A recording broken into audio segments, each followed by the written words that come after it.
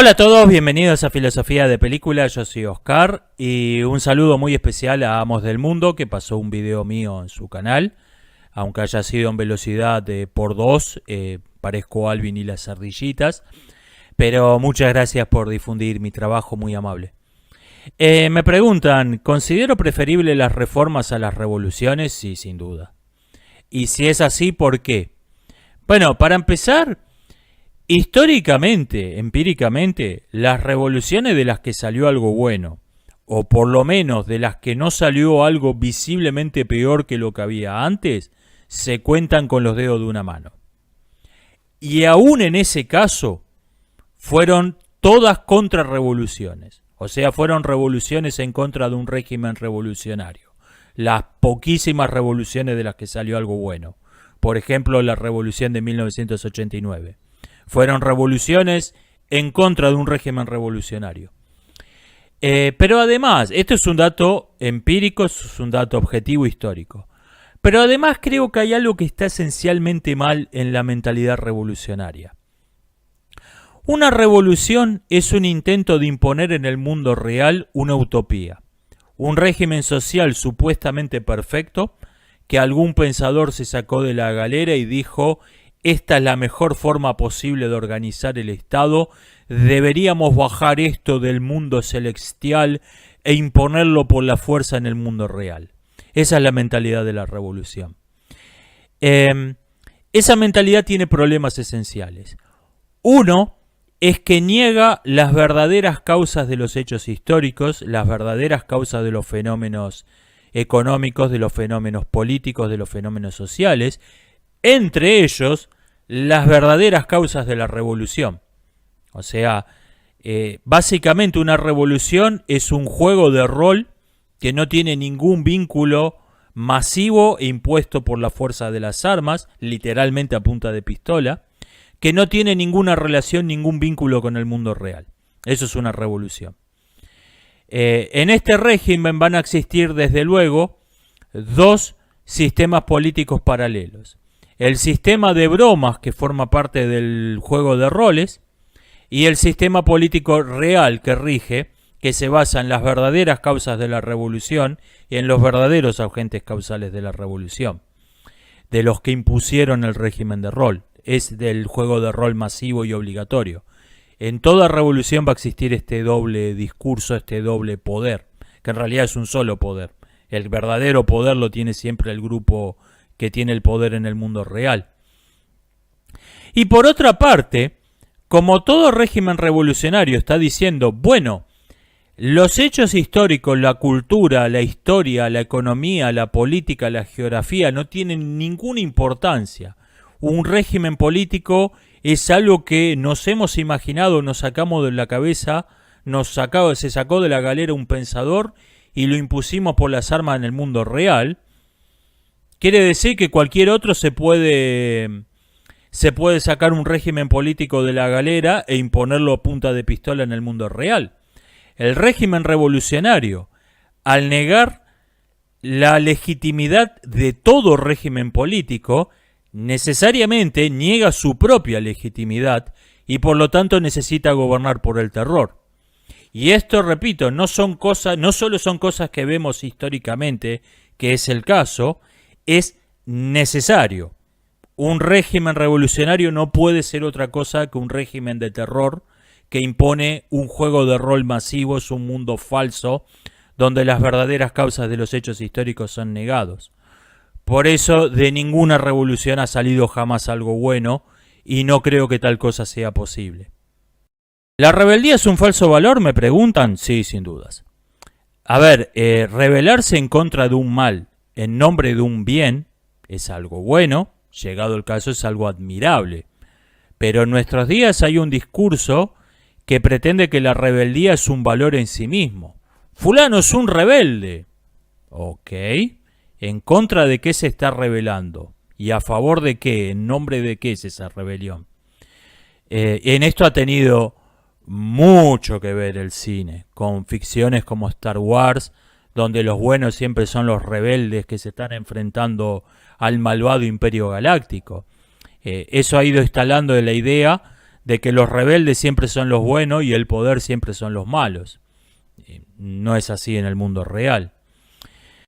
Me comentan el argumento de la película Poor Things, de la que yo había escuchado que era una defensa del abuso infantil con un disfraz de ciencia ficción, y creí que se referían en un sentido metafórico, en un sentido alegórico, que la protagonista es una extraterrestre que tiene 5 años de edad, pero que en su planeta madura mucho más rápido, una cosa así. No, la protagonista de esa película es una bebé ninfómana con un cerebro de bebé humano que ha sido trasplantado al cuerpo de una mujer adulta. Todos los personajes de la película saben esto, tienen sexo con el bebé con cuerpo de mujer, incluyendo a su padre. ¡Wow! Ya no disimulan más. Ya no se molestan más en disimular. ¿Ok? Vamos a mostrarle al mundo lo que somos. ¡Wow! Esto sí que me sorprendió. Yo repito, yo creí que estaban hablando en un sentido metafórico. Porque está esta cuestión, siempre estuvo esto, esta idea extraña de que mientras uno de los dos personajes no sea humano está bien. A mí siempre me pareció increíblemente creepy, pero es algo que está aceptado, es convencional. Decía el escritor de los cuentos juveniles Artemis Fowl, que son una saga de libros para chicos de 10, 14 años, que están protagonizados por Artemis, el protagonista, que tiene 11 años, y un hada que es aliada, a veces el antagonista, a veces aliada, tienen una relación extraña. Y los fans de esos cuentos los empezaron a shippear. Había un montón de fan art shippeándolo a los dos personajes principales. Y le preguntaron al escritor si iba a haber un final romántico o iba a haber un romance en esa serie de libros que fuera canónico. Y el autor respondió simplemente: él tiene 11 años, ella tiene 160. Es lo único que dijo. Yo estoy de acuerdo, pero por algún extraño motivo, mientras uno de los dos no sea humano, es algo que está socialmente aceptado. Nunca lo entendí, no me pregunten por qué, a mí siempre me pareció increíblemente creepy, pero es algo que está aceptado. Pero en este caso, no. Estamos hablando de un bebé humano teniendo sexo con hombres adultos y mujeres adultas humanas que saben que es un bebé. ¡Wow! Batieron un nuevo récord la gente de Hollywood, ¿Cómo interpreto la dignidad humana desde una perspectiva atea?, me preguntan. Vea, yo pienso que los seres humanos tenemos la capacidad de reflexionar en nuestra propia existencia, de pensar en la razón por la que existimos, de pensar en la muerte, de pensar en nuestro propio ser, de pensar en la realidad, de pensar en el mundo. Por eso, un ser humano no puede ser tratado como un objeto más, como una cosa que está en el mundo. Tiene que ser considerado, en cierto sentido, como si todo ser humano fuese yo mismo. Esto es lo que creo que las religiones expresan con el mito del alma. Yo no creo que el alma exista realmente, que tenga una existencia material, una existencia concreta y tangible. Pero creo que existe realmente algo que las religiones han expresado con ese mito, que es lo que acabo de decir, que un ser humano no es una cosa más, un objeto que está en el mundo. Es una extensión de mí mismo, por así decirlo. Tenemos todos los seres que tenemos conciencia de nuestra propia existencia, formamos una especie de gran ser colectivo, de entidad común. Y esto creo que es la base de la dignidad humana. Muchos comentarios muy extensos defendiendo los videojuegos. Voy a responder a 2 de ellos, no porque los considere los principales, los mejor argumentados, simplemente porque me parecieron interesantes para responderlos. Esto es una opinión totalmente subjetiva, totalmente personal. Me dicen que estoy cometiendo un error al considerar que un videojuego es un juguete. Los videojuegos no son juguetes, son instrumentos para contar historias, etcétera, etcétera. Bueno, el problema es que tampoco son películas, tampoco son libros. Yo te lo comenté en el directo. El videojuego es un juguetelícula, es un híbrido que no tiene las virtudes educativas del juguete ni las virtudes educativas de una película, sino que es un híbrido intermedio y confuso, menos valioso que cualquiera de los otros dos extremos. Esto no es algo que se me pasó. Y me dicen también, por otra parte, otra persona, que la derecha perdió la guerra cultural porque no crea cultura. Se limita a protestar, los videojuegos son woke, las películas son woke, pero no crea, por ejemplo, en este caso, sus propios videojuegos con sus propios valores. Yo voy a discrepar por parte doble en esto. Primero, en la idea de que la derecha perdió la guerra cultural, que yo la pienso también en mis días pesimistas, pero creo que es algo que como mínimo hay que matizar. Pero primero voy a responder a la idea, a la propuesta puntual que usted hace. Los conservadores deberíamos crear nuestros propios videojuegos con juegos de azar y mujerzuelas, o mejor dicho, sin nada de eso. Yo creo que el gran error de la derecha en las últimas décadas ha sido precisamente la mentalidad de vamos a dar por sentada la idea principal como si no fuese ideológica y a partir de ahí metámonos en la lucha. A partir de ahí demos la pelea cultural, dando por sentado lo principal. Empecemos a discutir detalles secundarios irrelevantes. Vea cualquier discurso de la derecha de las últimas décadas hablando del tema que sea, feminismo, mercados, política internacional, religión, siempre se va a encontrar, en cualquier cosa que digan se va a encontrar esta estructura. Dando por sentado que los marxistas tienen razón en la cuestión principal X, empecemos a discutir la cuestión secundaria relevante Y. Todo lo que diga la derecha tiene esa estructura en las últimas décadas, con muy honrosas excepciones. En este caso, si usted dice, bueno, vamos a crear nuestros propios videojuegos, el problema que está dando por sentado que la infantilización de los adultos no es ideológica, es algo ideológicamente neutral. Y no, la infantilización de los adultos, un adulto jugando un videojuego en una consola, matando zombies en la consola, esa es la ideología. Que no pueda haber zombies negros, que el héroe no pueda ser un hombre blanco, eso es un condimento añadido. La ideología del videojuego es la infantilización de los adultos. Esa es la ideología principal. Y si usted crea, bueno, vamos a crear un videojuego conservador, está dando por sentado lo principal. Ahora bien, si damos por sentado que los adultos son niños, estamos dando por sentado que los adultos deben ser tratados como niños. O sea, es razonable aceptar que a un niño se le debe censurar lo que ve, que se le debe censurar lo que lee. Es razonable que un niño no tiene que tener libertad para circular, no tiene que tener libre circulación. Si un niño piensa algo incorrecto, se lo puede regañar, llegado el caso se lo puede mandar a una clase para que aprenda el modo correcto de pensar en las cosas. Y desde luego un niño no tiene derecho a gobernar, no tiene derecho a votar, a decidir sobre ninguna cuestión importante. Si damos por sentado que los adultos son niños, bueno, los adultos tienen que ser, por lo tanto, los adultos tienen que ser tratados como niños. Y eso es ideológico, eso no es neutral. Pero además, como decía, la misma idea de que la derecha perdió la batalla cultural, creo que tiene que ser como mínimo matizada.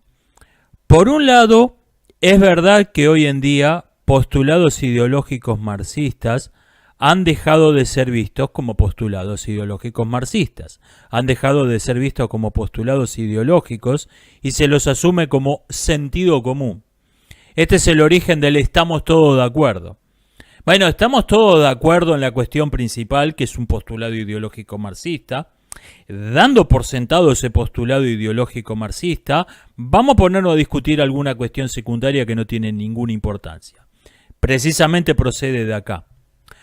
Eso es verdad. Ahora bien, resulta que hubo unos 50 años, entre 1960 y 2010 más o menos, que podríamos llamar el medio siglo estúpido de la civilización occidental, donde se dio por sentado que la izquierda, que el marxismo representaban el bien. Esto era lo que estaba fuera de discusión. Los zurdos podían ser tontos, podían ser poco prácticos, podían no tener el menor sentido común, pero nadie discutía que eran buenos.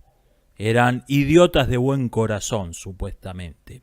La gente que asesinó, torturó, violó más personas que todas las demás dictaduras de las que hay registros históricos juntas, por algún extraño motivo estaba fuera de discusión que representaban el bien en la tierra. Nosotros rechazamos el socialismo, no porque desde luego que el socialismo es el bien en la tierra. Si fuésemos seres angelicales supremamente buenos, deberíamos ser socialistas, por supuesto, porque el capitalismo es el mal y el socialismo representa el bien. Eso estaba fuera de discusión. Precisamente ahora hay, en las nuevas generaciones, hay grupos muy minoritarios, no se me escapa esto, que están atacando la cuestión principal, que están diciendo no, esto no representa el bien. Ustedes no son los buenos de la película. Y precisamente por eso la izquierda se ha radicalizado, porque por primera vez en 2 generaciones largas, en medio siglo y contando, por primera vez están encontrando que le dicen no, ustedes no son los buenos de la película, el socialismo no es el bien, ustedes no representan el bien en la tierra.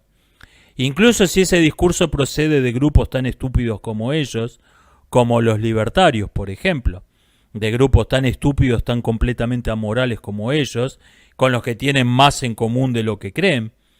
Pero incluso en ese caso, y no es el único caso, hay respuestas inteligentes al discurso hegemónico de izquierda, incluso en ese caso, el discurso es, no, ustedes son demasiado idealistas, no tienen sentido práctico, no tienen sentido común. Nosotros, aunque defendemos algo que es moralmente inferior al socialismo, que es el bien en la tierra, nos oponemos al socialismo por una razón práctica cualquiera. No, incluso el discurso de los libertarios es el socialismo es malo, el socialismo es inmoral. Y eso no había existido desde la década de los 1950 en Occidente. O sea que yo matizaría bastante la idea de que la izquierda, la derecha perdió la batalla cultural. Hay que matizarlo eso. Me preguntan, ¿cuál es el trabajo que más odié y cuál fue el que más me gustó en mi vida? El trabajo que más odié en mi vida fue sin dudas ayudante de pastelero. ¡Ah, qué gremio aborrecible, por favor! Supongo que eso ahora debe haber mejorado un poco porque las recetas están todas en Google. Pero en esa época la clave de estar bien pago era tener una receta que no tenía más nadie. Eso era lo que valía cobrar un buen sueldo. Entonces todo el mundo se estaba espiando todo el tiempo, tratando de engañarse unos a otros, desconfiando unos de otros. ¡Ah, qué cosa detestable! Encima estuve como 1 año trabajando de eso porque no me salió otra cosa. La única vez en mi vida que recuerdo llegar a un lugar de trabajo que nadie me salude, no saludar a nadie. Qué cosa abominable.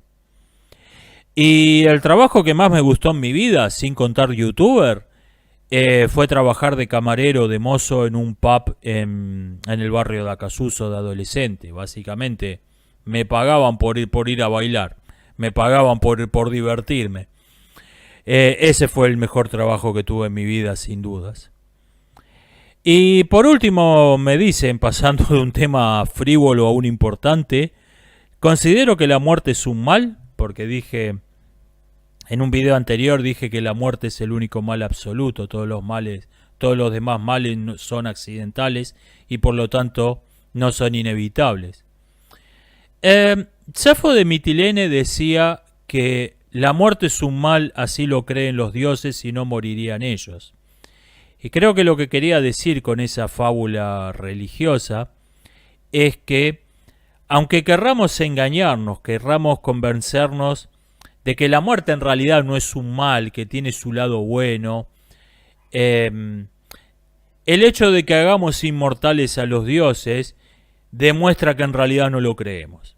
El hecho de que nos imaginemos a los dioses como inmortales demuestra que en realidad consideramos que la muerte es un mal, aunque finjamos que no, en realidad está buena la muerte, bien.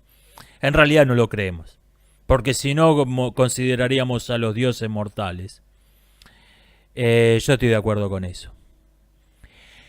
Esto ha sido todo por hoy, nos estamos viendo, hasta la próxima.